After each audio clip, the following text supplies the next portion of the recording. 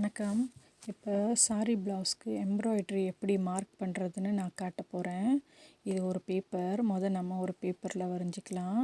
பேப்பரை 2ஆக ஃபோல்ட் பண்ணிவிட்டு கழுத்து அகலம் 3 இன்ச்சு, கழுத்து நீட்டு 8 இன்ச்சு மார்க் பண்ணிக்கலாம்.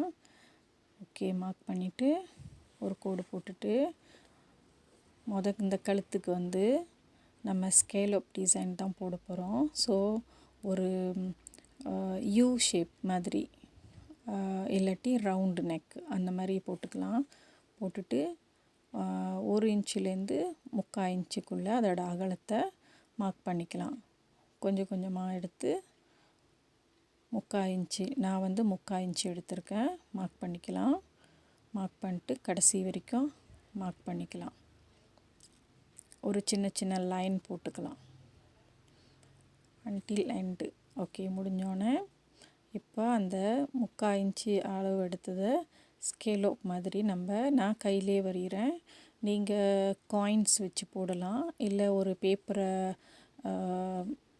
ரவுண்டாக வெட்டி அதில் வச்சு கூட நீங்கள் மார்க் பண்ணிக்கலாம். ஸோ அப்போ ஒன்று ஒன்றா இதே மாதிரி வரைஞ்சிக்கணும்.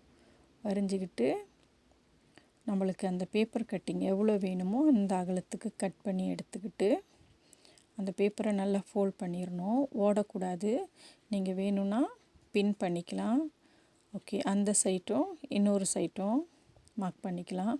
மார்க் பண்ணிவிட்டு நல்லா ஓடாமல் இறுக்கமாக பிடிச்சிக்கலாம்.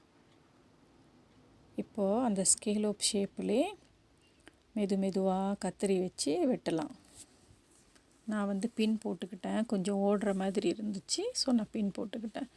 ஸோ அந்த ஸ்கேலோப் ஷேப்பை மெதுவாக கத்தரியில் வெட்டி எடுக்கலாம். ஸோ மெதுவாக நீங்கள் அந்த ரவுண்டை வெட்டணும்.